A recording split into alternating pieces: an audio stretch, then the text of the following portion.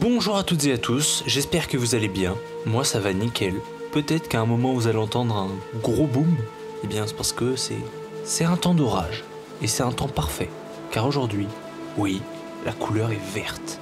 Donc, je vais vous raconter l'histoire d'un film horrifique. Je tiens à prévenir, au cas où, si vous ne saviez pas, il va y avoir beaucoup de spoils. À un moment, j'ai choisi quand même de vous mettre une alerte vers la fin quand ça va commencer à s'accélérer, si vous voulez découvrir la fin du film par vous-même.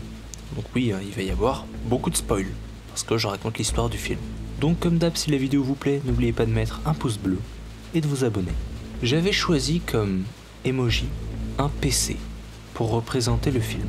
Pensez-vous savoir de quel film je vais parler?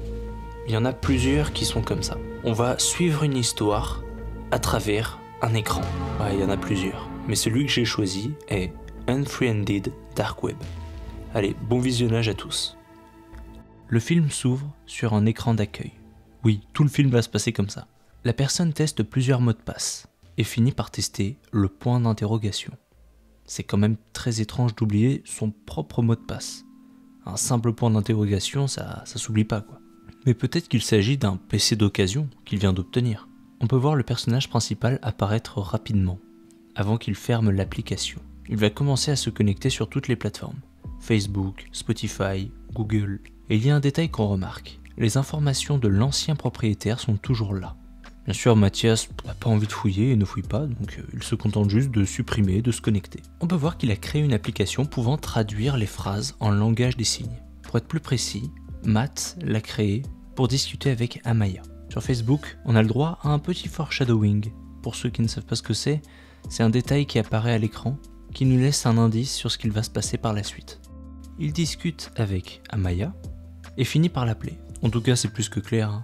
Mathias en pince pour elle, et c'est peut-être réciproque. J'ai un nouvel ordinateur depuis ce matin. Il est beaucoup plus rapide que mon vieil ordi. Donc mon hypothèse du PC d'occasion est correcte. Après un tout petit moment, son application de traduction se met à bugger. Et Amaya n'est pas vraiment contente de ce qu'il a créé. Elle aurait préféré qu'il apprenne la langue des signes, plutôt que de créer une application qui traduit la langue des signes. Et ça se comprend. Pour le moment, on ne peut pas vraiment savoir s'ils sont en couple, ou s'ils ont été en couple, ou s'ils sont juste bons amis. Ça fait même pas 20 minutes et le PC commence déjà à bugger énormément. De nouveau connecté, Matt parle à Serena Lange, une autre amie, qui lui annonce un petit changement pour la soirée jeu de ce soir. À cause des bouchons sur la route, il décide de faire la soirée sur Skype. En se connectant, on peut encore voir l'adresse mail, Nora CIV. Matt se connecte et part dans sa salle de bain.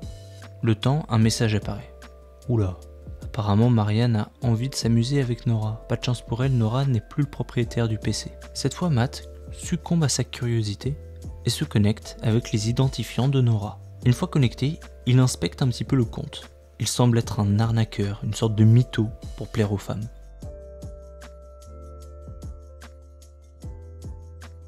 Bon, assez fouillé, la partie a déjà commencé sur Skype et il rejoint le groupe. La partie débute gentiment avec des petites plaisanteries liées à un jeu de cartes avec un certain humour noir. Avec le temps, le groupe décide de passer la soirée entière sur Skype.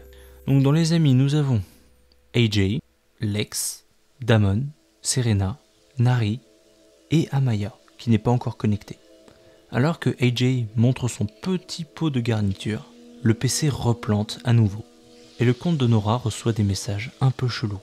Encore une fois, il s'agit d'une autre femme qui lui demande à propos des billets d'avion qui devaient lui payer.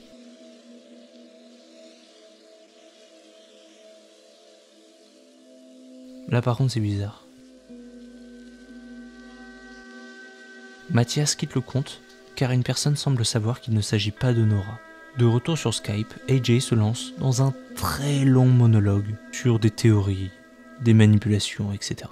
Le temps, Matt parle avec Damon car son Mac n'arrête pas de bugger. Ce à quoi Damon lui répond qu'il s'agit sûrement du disque dur, qui est plein. Et en effet, il est blindé. Il est plein à craquer. Pourtant, aucun fichier ni application n'est visible. A l'aide de l'application Daisy Disk, il analyse un dossier sans titre. Pendant ce temps, le groupe s'amuse et Matt retente de parler avec Amaya. Ça y est, l'analyse est terminée. Et surprise, 990 gigaoctets sont occupés par un fichier caché et qui ne peut pas être supprimé. Mais bon, Matt persiste et réussit à le faire apparaître sur son bureau. Il décide de l'ouvrir. Compte le fleuve sans titre. Matt commence par ouvrir le fichier sans titre et découvre des centaines, voire plus, de vidéos qui montrent des personnes dans leur quotidien. C'est drôle, mais en même temps, on peut voir comme un certain malaise sur le visage de Mathias.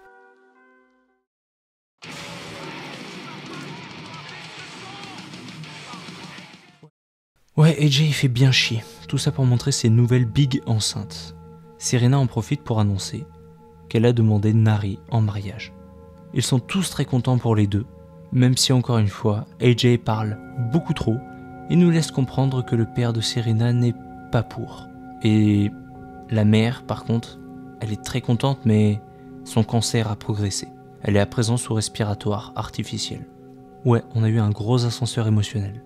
Et aussi on en apprend encore un peu plus sur Matt. Donc oui, ils l'aiment, mais ils ne sont pas ensemble. D'ailleurs, Amaya ne répond même plus à ses messages. Mais qu'est-ce que... Oh non mais, je comprends plus rien. On va émettre l'hypothèse qu'ils ont failli se mettre ensemble, mais ils l'ont pas fait, quoi. Putain, mais on va pas passer tout le film à savoir s'ils ont été en couple ou pas, quoi. Hein? Oh, ça y est, elle l'appelle. Et on sent encore cette difficulté entre les deux à discuter, quoi. De plus, un nouveau message apparaît à propos de Nora. Et cette fois, la personne semble beaucoup plus énervée. Elle veut savoir qui est sur le compte de Nora. Elle s'appelle Erika Dune. Il lui répond la même question.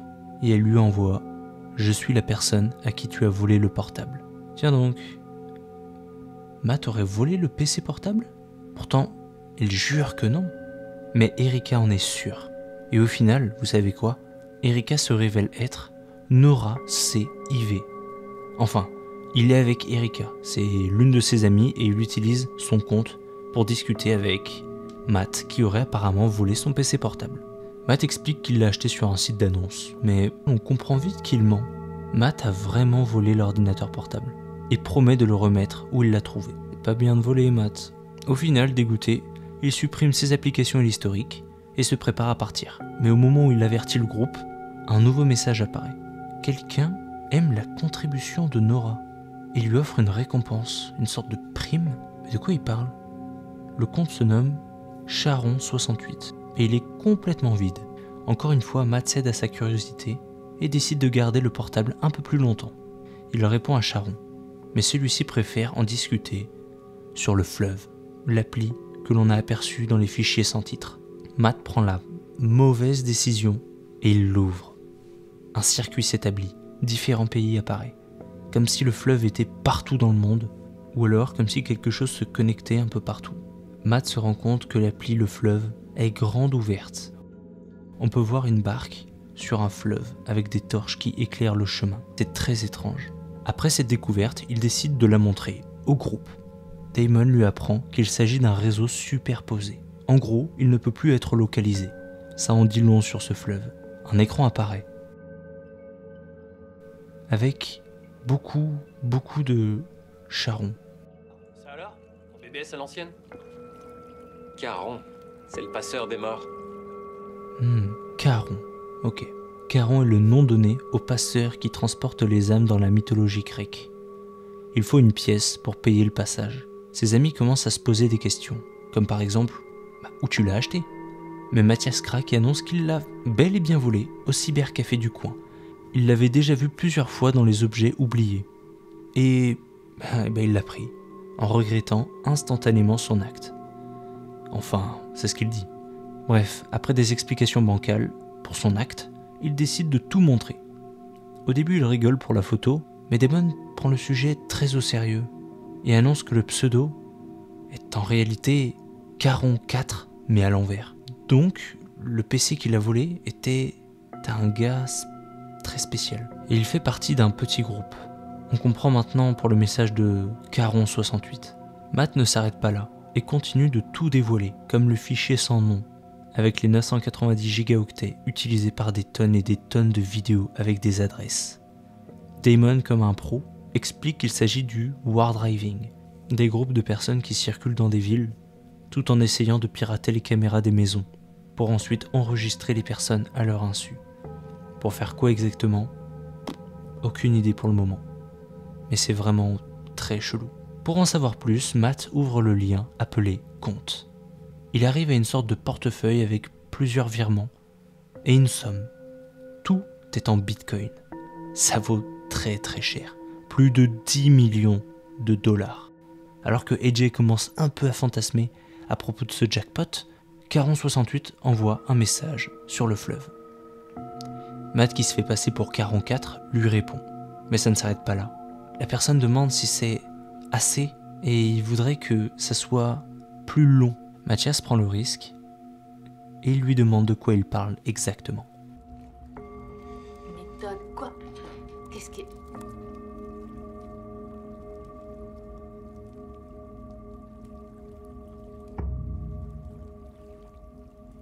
La trépanation est une technique de perçage qui consiste à pratiquer un trou en réalisant une découpe circulaire dans un crâne pour permettre à la personne d'atteindre directement le cerveau. Là tout de suite ça devient beaucoup plus glauque.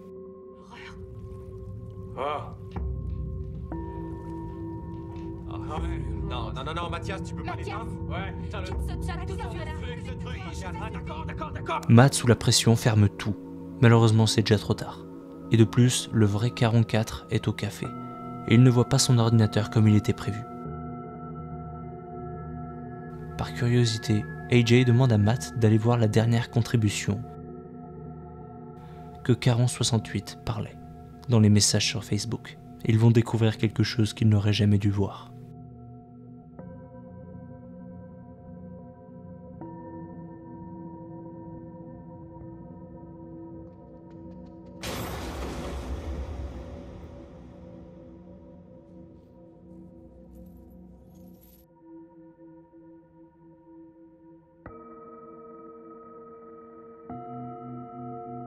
Tout ça est un marché très obscur.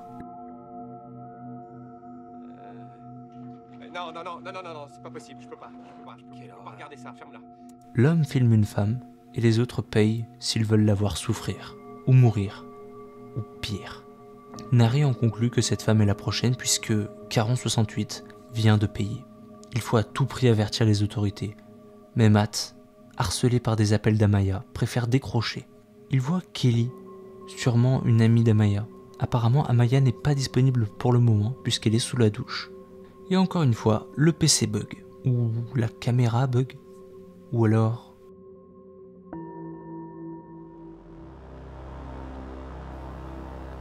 Et merde, Mathias a compris trop tard la dangerosité d'avoir en sa possession cet ordinateur. Il va maintenant en payer le prix. Amaya sort de la douche, mais avec sa surdité, il n'arrive pas à la prévenir de ce qui se passe.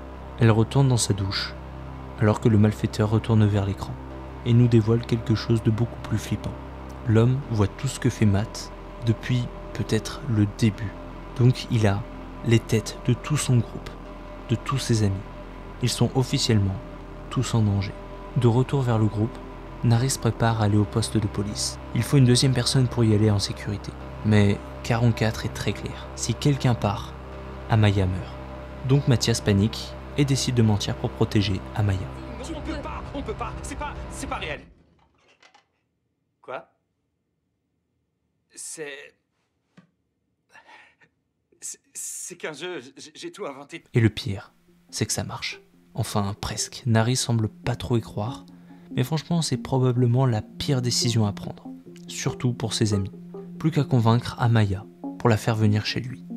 Et pour effectuer un échange entre elle et l'ordinateur. Bingo!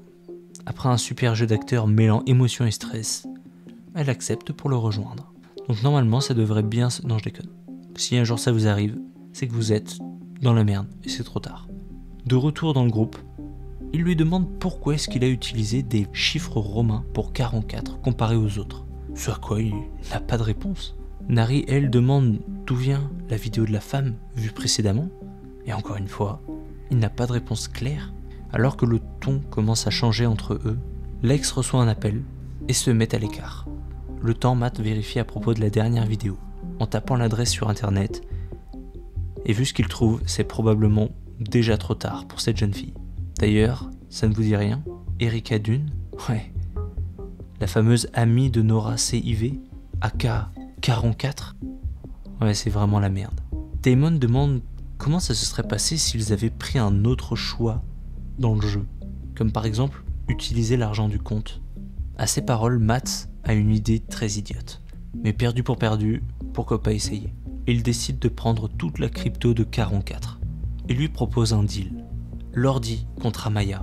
Et il rendra l'argent lorsque Erika Dune sera en sécurité. Ça va rendre Caron très en colère. Mais lorsqu'il appelle, il y a plus que ça. Il a peur. Oui, Caron 4 a peur. Car ce que Matt vient de faire peut très bien attirer l'attention des autres Carons primordiaux. Ils vont croire que Caron 4 se barre avec toute la thune sans même prévenir. Donc là, Matt a en quelque sorte attiré l'attention de tout le groupe des Carons. À la base, il voulait juste récupérer l'ordi, mais là, ça va devenir beaucoup plus compliqué. Tout coupe. Le fleuve, les torches, mais cette fois, c'est beaucoup plus réaliste. Caron 4 panique, il a peur car ça semble être une convocation. On peut aussi distinguer comme une certaine aide. Caron 4 aide Matt à ne pas faire de conneries, pour ne pas aggraver la situation. Comme quoi, même lui, qui torture et tue des femmes, a peur de ce qui est en train d'arriver. Tous les Carons primordiaux demandent le code. S'ils ne le donnent pas, alors, ils vont tous mourir, même Caron 4. Car ça veut dire qu'il a fait une erreur en perdant l'ordinateur. Par peur, le 4 lui donne le code. Abyssus, Abyssum, Invocat. Il fait croire qu'il a changé pour Ethereum, et ça marche peut-être, on sait pas trop. En tout cas, Matt se fait expulser. De retour avec ses potes, il subit un nouvel interrogatoire.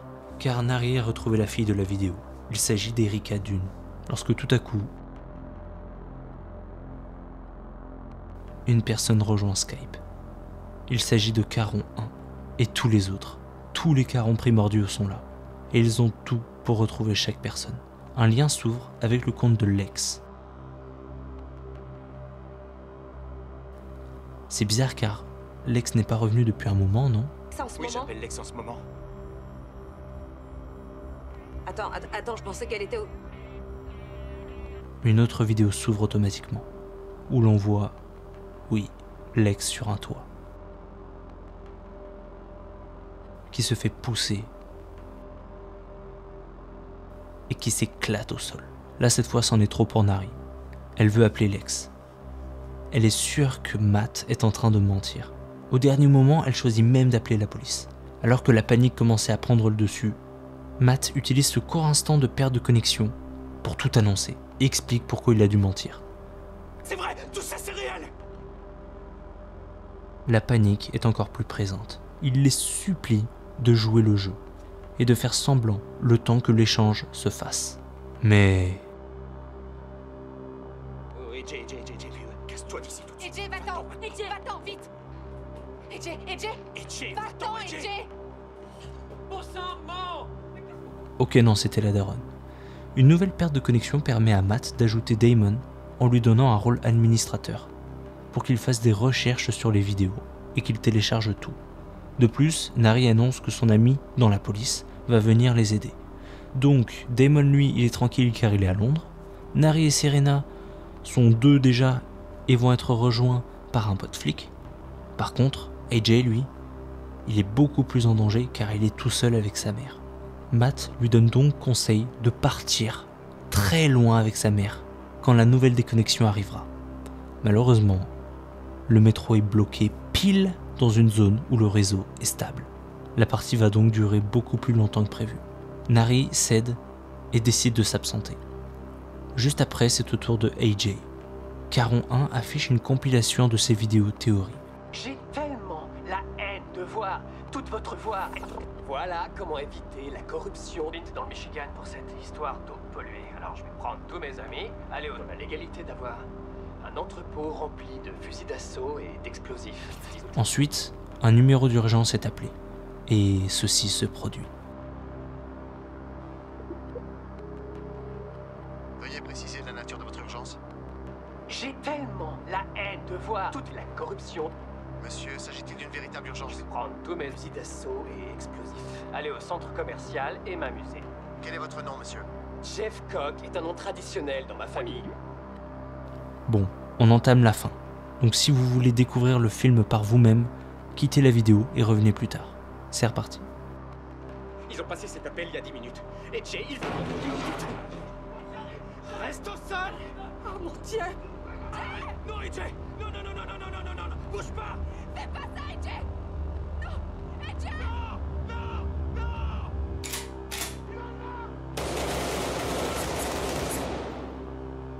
Donc, ils sont beaucoup plus malins que ce que l'on pensait. À présent, AJ a rejoint Lex dans la tombe. 44 envoie des nouveaux messages car il sait que c'est fini. Ils vont tous y passer.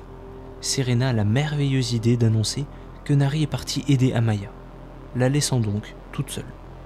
Un nouvel utilisateur rejoint le groupe et affiche l'ordi du boulot de Serena. Il montre des enregistrements avant la partie. Une vidéo de caméra de surveillance apparaît. Nari qui attend l'arrivée du train. Une autre s'affiche. Cette fois, il s'agit d'un lit d'hôpital. On comprend que c'est la mère de Serena. Elle doit choisir qui va vivre et qui va mourir. Elle a 30 secondes, pas une de plus. Et elle n'a pas la force de choisir. Elle refuse de choisir. On peut voir en bas à gauche que le train se remet en route. C'est donc eux qui avaient stoppé le train. Donc, ils sont vraiment au courant de toute l'histoire. N'ayant pas choisi, elle perdra les deux. Les machines de l'hôpital cessent de fonctionner et laissent mourir la mère. Et pour Nari,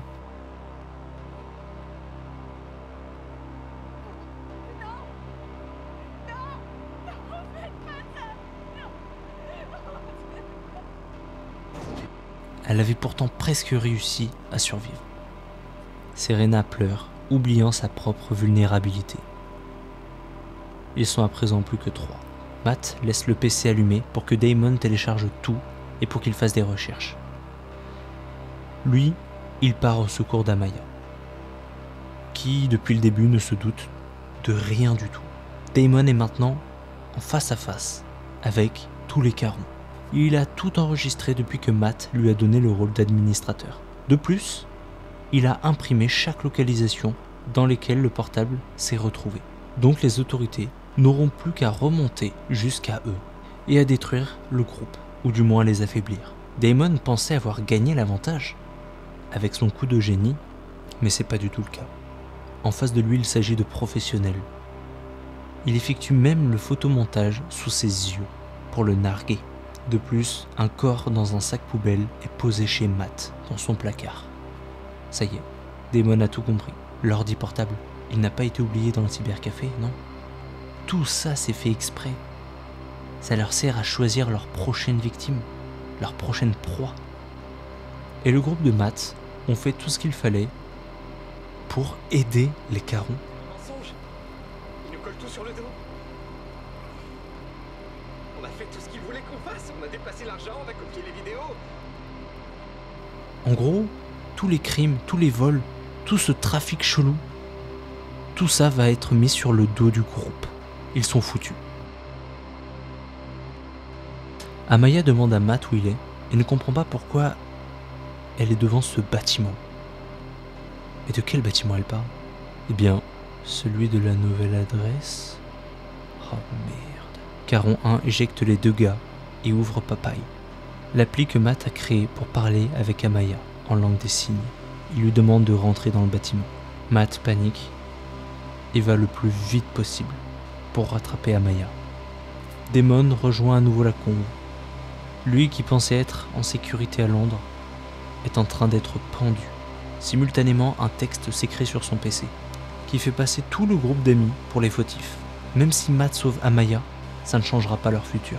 Ils seront probablement traqués par les forces spéciales pour des crimes qu'ils n'ont pas commis. Vous reconnaissez le bâtiment, non? C'est le même qu'on peut voir dans certaines vidéos, celle où une femme est enchaînée et ensuite mise dans une sorte de cuve. Je sais pas pourquoi, mais je préfère même pas savoir. Et Amaya s'y trouve actuellement.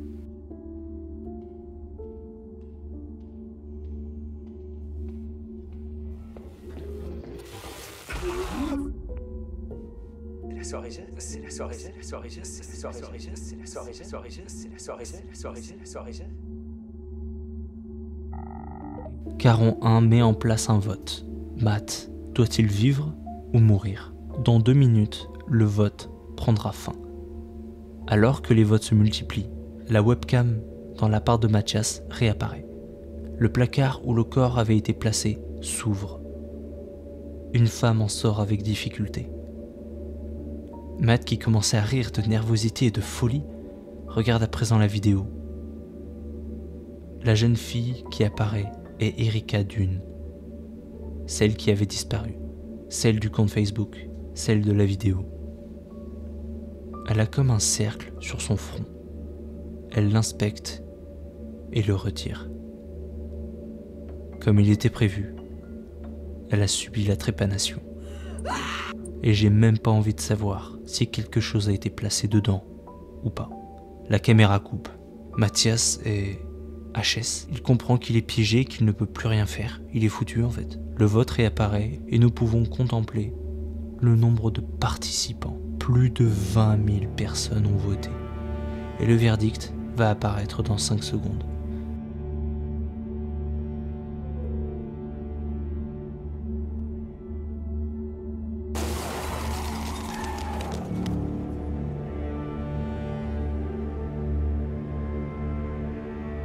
Depuis le début, nous ne suivions pas l'histoire à travers l'ordinateur que Matt a volé, non. Nous étions en réalité les spectateurs d'une soirée jeu orchestrée par Caron 1. Tout ce que nous avons vu, c'était son point de vue, à lui. Et c'est ainsi que le film se finit.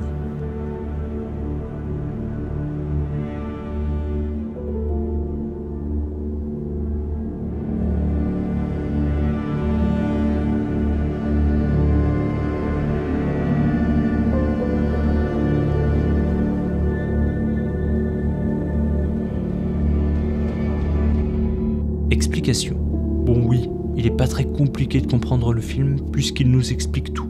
Il n'y a pas de mystère, il n'y a rien. En gros, nous sommes témoins d'un plan machiavélique de la part du groupe des Carons, une sorte de secte sur le dark web qui utilise leurs capacités plus leur aisance dans le hacking et dans les plans sournois afin de les torturer physiquement, mentalement et les tuer. Et oui, le groupe de Mathias n'était pas les seuls à faire des parties jeux ce soir.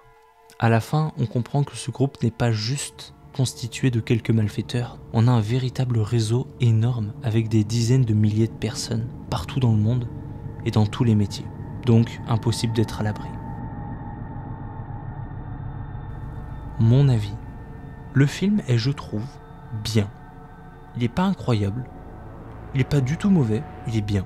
Mais par contre, certaines actions sont très peu logiques et, ouais, il y a quelques facilités. Mais il fonctionne très bien et est très agréable à suivre par l'avancement des découvertes faites par le groupe. Quand je dis qu'il fonctionne très bien, je parle de la peur. Le film n'est pas une machine à jumpscare, et ça fait plaisir. Il n'y a qu'un seul jumpscare, et c'est le moment où AJ met à fond ses enceintes, donc ça va. La peur que l'on va ressentir durant le film est plus une sorte de curiosité morbide, le fait de vouloir savoir ce qui arrive aux victimes. Par exemple, la demande de Caron 68, c'est-à-dire la trépanation plus mettre quelque chose de vivant dans la tête. Ça retourne pas mal l'estomac, sans déconner. Tu te dis que s'ils sont capables de faire ça, alors qu'est-ce qu'ils vont faire subir au groupe de Mathias? Je rajouterai aussi que ça me met très mal à l'aise de ne pas savoir ce qui arrive à Amaya. Le film se finit sans même qu'on sache vraiment qu'est-ce qui va lui arriver, et ça c'est horrible, parce que le cerveau il travaille tout seul, il imagine les pires trucs. En plus, elle est au courant de rien du tout, donc ça va être d'autant plus horrible. Elle va avoir l'affreuse surprise de constater qu'elle est foutue. Mais vous savez c'est quoi le pire dans tout ça? C'est la réalité. Eh bien oui. Je pense que c'est pas la première fois que vous entendez parler du dark web ou du deep web, où marché noir, forum anonyme, services illégaux ou cachés sont disponibles. Dites-vous seulement que chaque atrocité du film a probablement été déjà commis dans la vraie vie. J'espère que cette vidéo vous aura plu et que vous avez bien frissonné. Comme d'hab, lâchez votre meilleur pouce bleu. Donnez-moi votre avis en commentaire sur ce format de vidéo. C'est pas vraiment un nouveau format, mais c'est la première fois que je parle d'un film. Moi perso j'ai kiffé. Donnez-moi aussi votre avis en commentaire sur le film. Et à bientôt pour la prochaine vidéo. Prenez soin de vous. Faites attention sur internet. Allez, ciao.